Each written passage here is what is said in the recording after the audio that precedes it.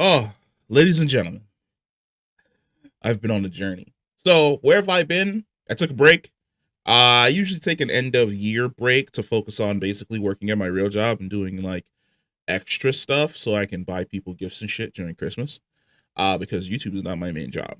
And I haven't watched anything. No Secret Level, no Star Wars Skeleton Crew, nothing. If it's come out in the last month and a half, the last thing I watched was Arcane. Okay? I watched Arcane. It was perfect.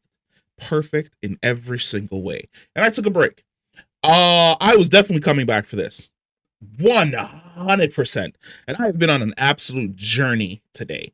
I am talking attempting to dodge spoilers while you're at work has to be the most diabolical activity ever because there are so many people trying to trip you up. You've got Threads, you've got TikTok, you've got Twitter, you've got Blue Sky, you've got YouTube. Everywhere you go, it's just people talking about this trailer. And I was like, nah, I gotta, gotta avoid them all, baby, because I wanted basically a live reaction at my house. I didn't want to watch it on my phone. I wanted to be I wanted to be in the lab. I wanted to be in the studio doing a live reaction and then just bouncing things off of you guys and then you guys bouncing things off of me. So let's jump in.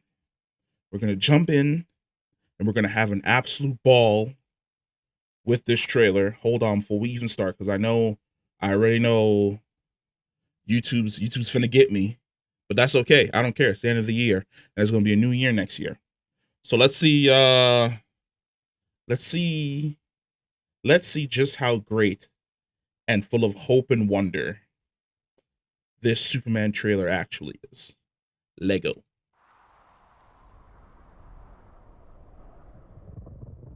I should level this up a little bit.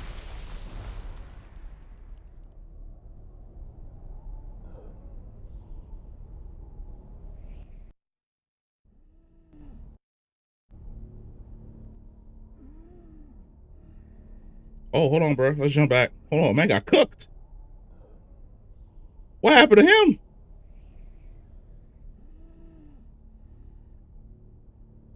Hey, Soups, it's not looking good for you. You got your ass beat out there, brother.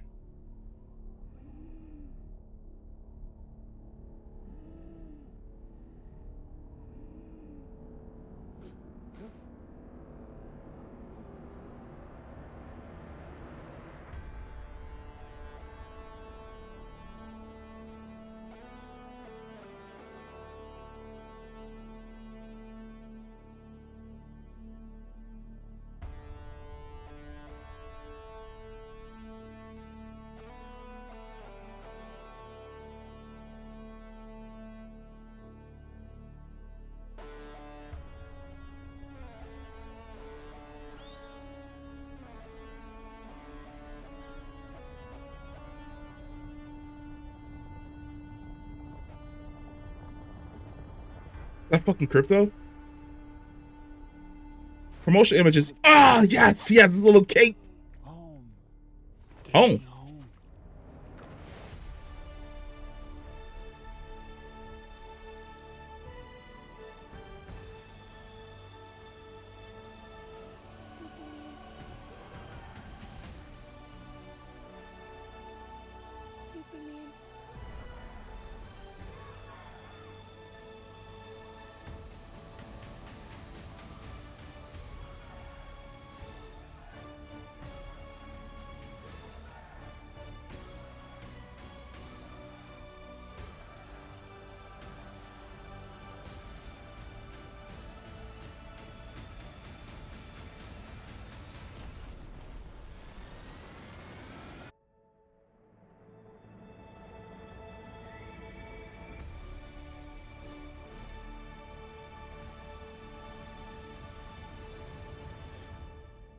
It gave me nothing, and I'm so fucking happy that it didn't.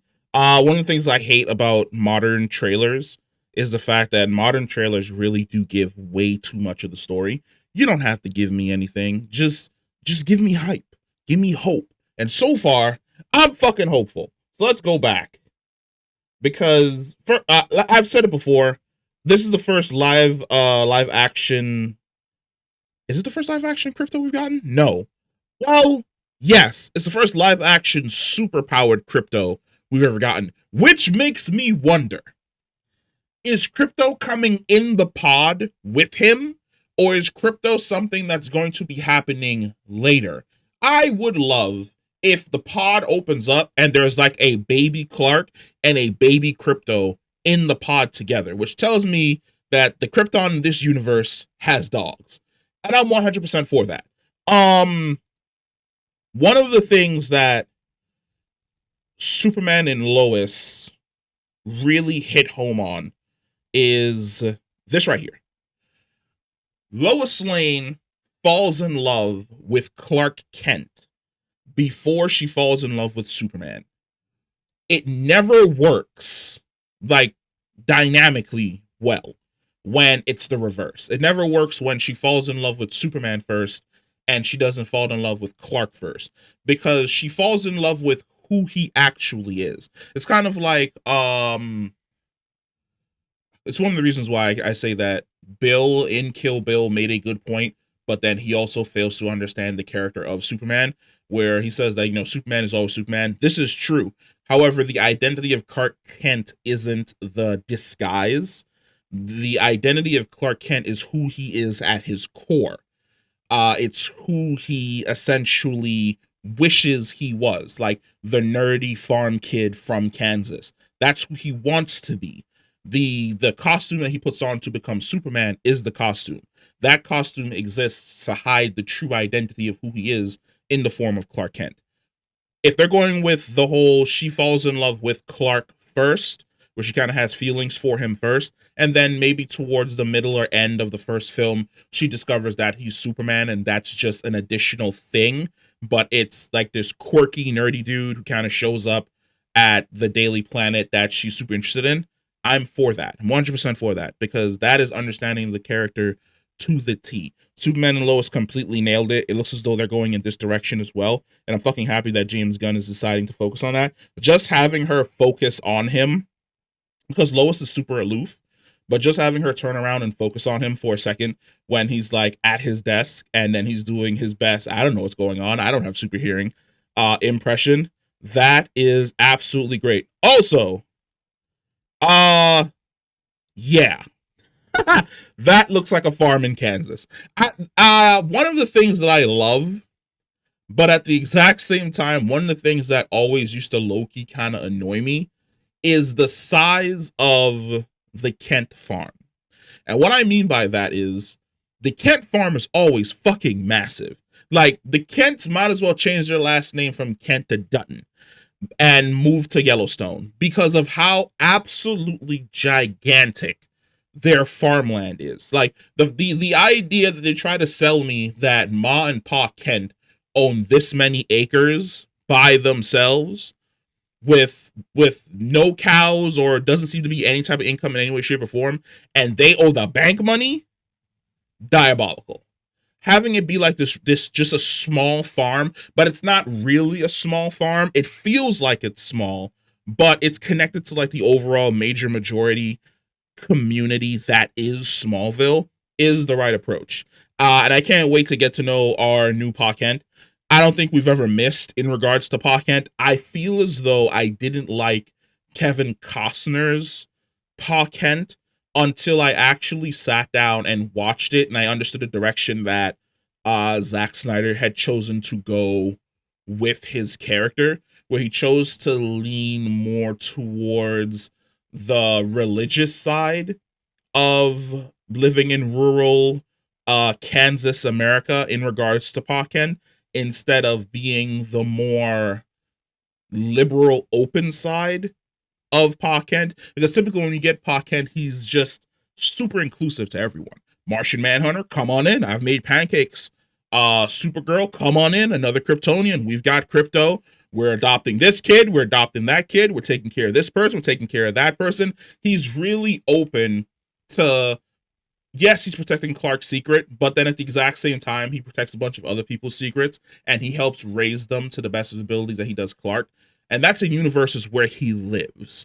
In universes where he passes away, his presence defines the way in which most characters operate. Like Martha Kent, she's operating on the values that Jonathan essentially instilled. Clark's operating off of those values as well.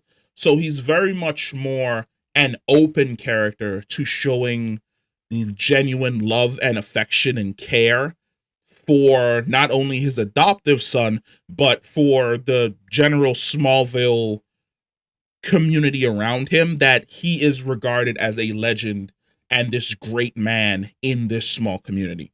If they nail that once again, that would be absolutely freaking fantastic. I'm wondering if, since we're seeing Pa Kent here, and I'm somebody that I haven't been following any of the spoilers in which you perform, because I genuinely like to be surprised when I walk into the theater, but I'm wondering whether or not we're going to be getting Martha being the one that passed away, since we're seeing Pa Kent, or maybe this is just a touching moment before they rip him away from us. Who knows? We'll find out in half a year. We'll definitely find out. Him having a whistle for Crypto and having Crypto be basically the one to show up and help him. I love the fact that Crypto is just like running at super speed in the snow. That's so good. I feel as though Crypto is going to be so adorable. Absolute best dog. Like, Crypto is going to be the runaway. He's going to be the runaway star of this show. We're going to walk away from this absolutely loving Crypto in every single way, shape, and form. He's got his little cape on. I'm kind of mad his little cape doesn't have the Superman thing on it. I could have sworn in the promotion material it does.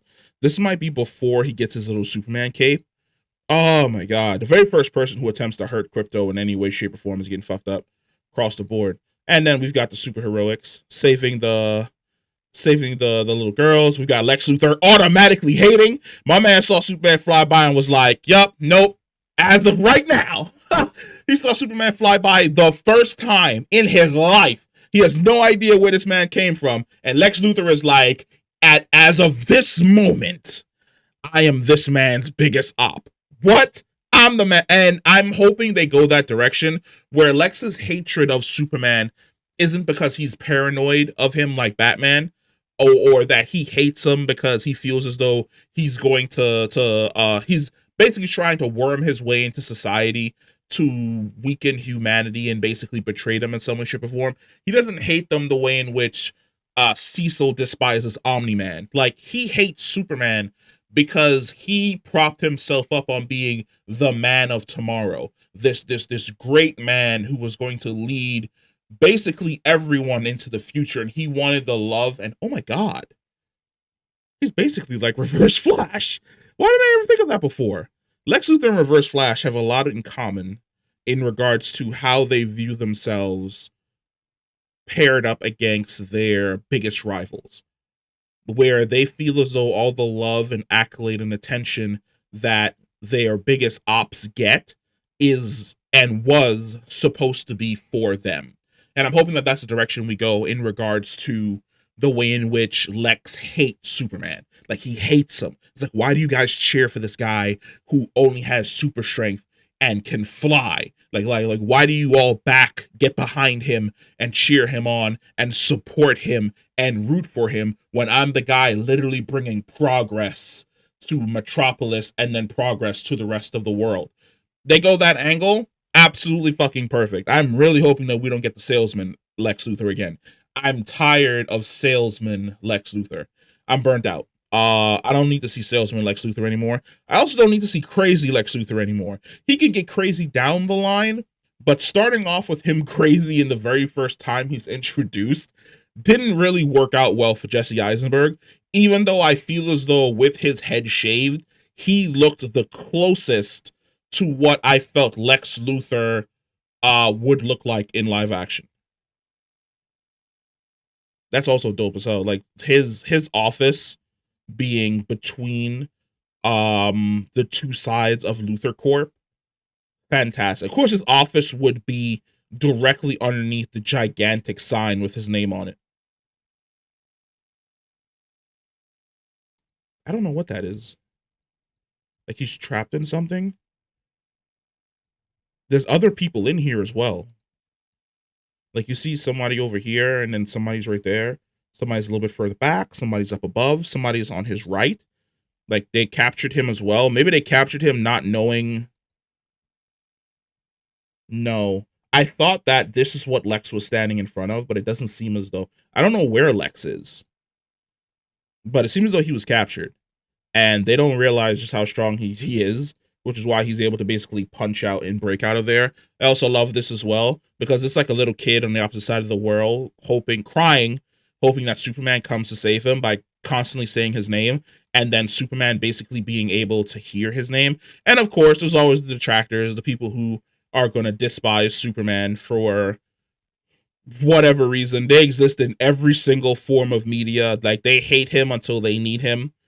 So this is them probably blaming him for something. We see that he's at Stag Industries. We know that in this universe that James Gunn is essentially setting up, every single major corporation essentially has a superhero team, and all of those superhero teams work for these major corporations to settle issues that they have going on globally. I don't know what happened at Stag Industries, but my man's kind of burnt. He's a little bit charred. Like, he got thrown in something that was on fire. He got a little dust on him. And I don't think the people were happy, or at least he was being blamed for it. Then, of course, boy, Nathan Fillion, whoever did your hair, you know what? That's comic accurate Guy Gardner. Like, I didn't like it at first, but the more I look at it, boy, if that's not comic accurate Guy Gardner. Damn, Guy, I never realized just how bad your haircut actually is until I'm seeing it close up, and that's an ugly fucking haircut. And to be quite honest, that's the exact same bowl cut that you got from the comics, brother. They couldn't have made it any better. Like, it was going to look fucked up on anybody. I'm sorry. It was going to look janky on anyone. Nathan Fillion just happened to look janky on you. Then we've got Hawkgirl. I don't know what the hell that thing is. We've got this giant thing in the background, which I don't even think it's doing any damage to Metropolis. So you see the beam, but nothing's really being destroyed. I have a feeling that this is Brainiac in this film. I don't want to be spoiled on that. Nobody told me. Because I have a feeling, piecing things together, that this scene, where was it? When he was inside of the cube and he punches his way out. I have a feeling that this thing in the background isn't actually firing a beam to destroy. I feel as though it's firing a beam to digitize and catalog. And this scene from earlier, right here, was after he had essentially been cataloged with a bunch of other people from Metropolis, and he breaks free. At least that's my hope. Because it doesn't seem as though the beam is doing it. Then of course we got a little Lois action, and once again she ain't kissing up on Superman. She kissing up on Clark. That major distinction. I want to say this might be the Fortress, because there are crystal towers in the background. Looks like there's tech back there as well. This might be the Fortress. Superman does have a robot butler that maintains the fortress when he's away. I'm wondering whether or not this might be the robot butler, and somebody basically came through and damaged him, or he was damaged and he was destroyed, and he's kind of grieving over the fact that he kind of lost this robotic companion. Of course, we see the fortress being created wherever he decided to throw the crystal. I have no clue who that is. No, no, wait. Metamorpho. Yeah. Look right here.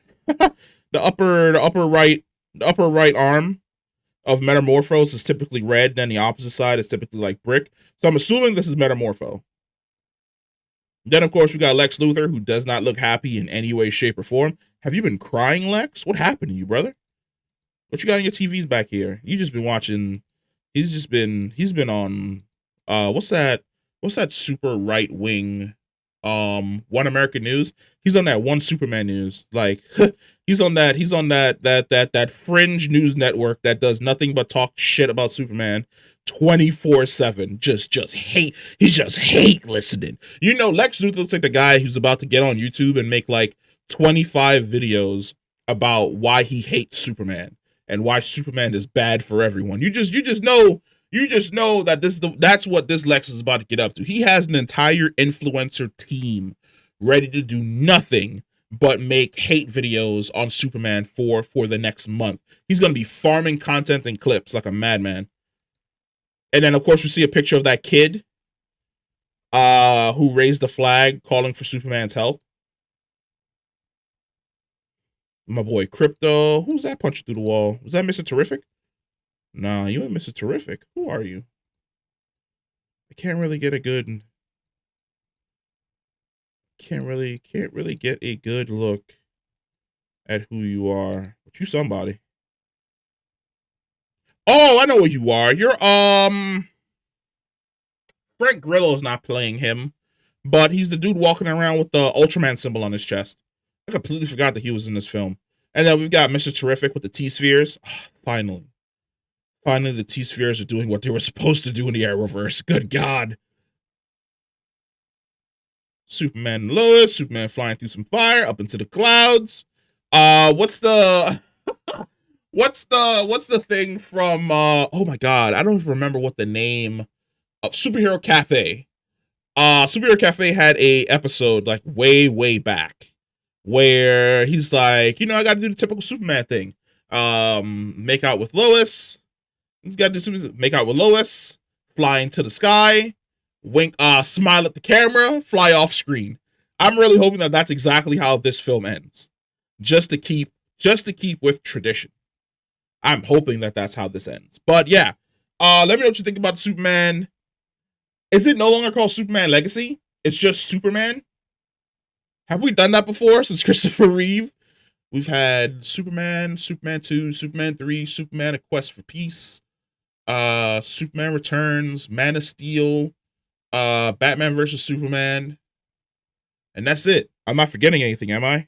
I don't think we've had just Superman as the working title since Christopher Reeve. And to be quite honest, that's dope as fuck. I don't mind not calling it Superman Legacy. Superman Legacy would have been cool, but it'd have been a little bit too early to talk about his legacy. But just having the film be called Superman is okay with me. And I'm hoping that this film does absolutely fucking fantastic, because I need the DC Universe to win. Not beat Marvel. I just need it to win. I need it to be good, because it sucked for the last 20 years. Please, James Gunn, you're my only hope.